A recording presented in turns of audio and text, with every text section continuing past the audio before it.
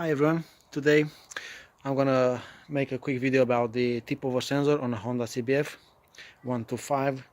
This is the model 2008, and this vehicle has a fault with the tip over sensor, and it's acting like this. So it will just won't start whatsoever, and the fault is in the tip over sensor. So I'm gonna strip it down. I'm gonna show you what's inside. The tip over sensor it's bolted in the left hand side of the motorbike right there, and the way I did find this sensor being faulty, if you disconnect the connector it will start and you'll have the FI light on. Okay, and if we try starting now, okay, so let's put the ignition on.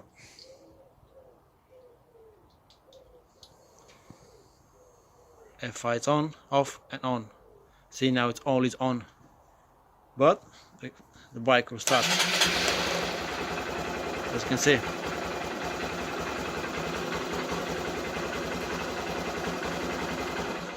So this is how I know this sensor here, it's faulty.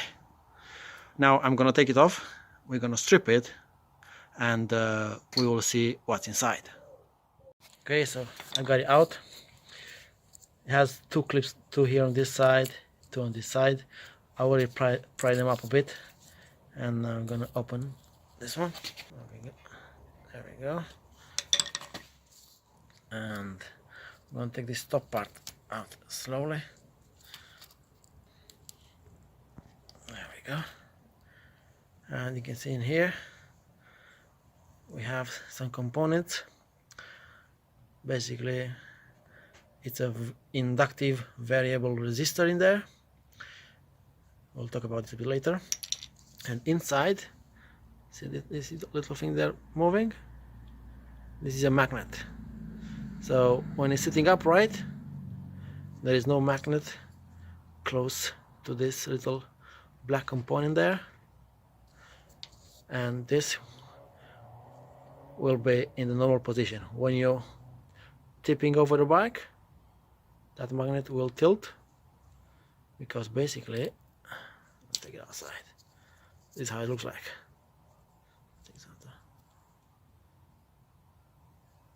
So when the black bit is here, it will do nothing. When you turn it, the magnet, we're gonna create some magnetic field there, and will vary the resistance, and also the voltage is gonna be different. On this kind of connector, you've got 3 pins. You've got a ground, a 5 volts reference, and the signal wire, which is basically the middle one in this model. And I scoped this little wire there out of curiosity to see exactly what it does. And the way it works, when the magnet is upright like this, it will output a 4 volts on the signal wire, not 5 volts. If the signal wire would output 5 volts, the unit will know that there is a short to live or short to reference voltage, and it's gonna bring up the light on the dash. If it's below 1 volt, let's say to short it to ground, it's also gonna bring a fault on the dash, and the bike will start. When this is working properly, if it's in the upright position, you'll get 4 volts, and when your bike gonna be tilted, it will take the voltage down to 1 volt, and then after a couple of seconds this bike will turn off. So I'm gonna put a new one in, well, not a new one, second-hand one, and I'll show you exactly how it works. Okay, so we've got the new sensor in, and I didn't put the balls back in because I wanted to have it like that so I can show you. So basically, if you flip it, it should stop the engine like that, but as you can see, it didn't, and that is normal, because what it does, when you flip it over, it's not gonna cut the ignition or the fuel pump or the fuel injector straight away. It's gonna wait a couple of seconds and see if the bike is gonna be picked up again. So I'm gonna show you that. So I'm gonna flip it.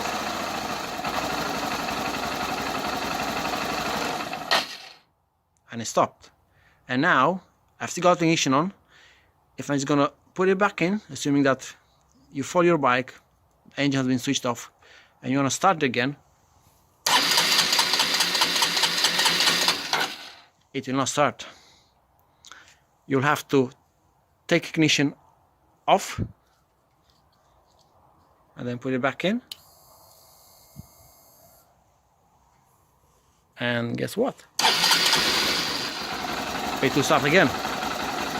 So just that and that is not going to do anything. If you do that,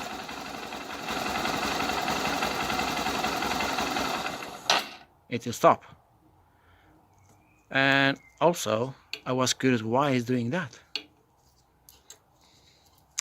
And the reason is, when you're switching it up, all it does is gonna stop the fuel pump from working, and you're gonna still be able to run on whatever pressure is left in the rail.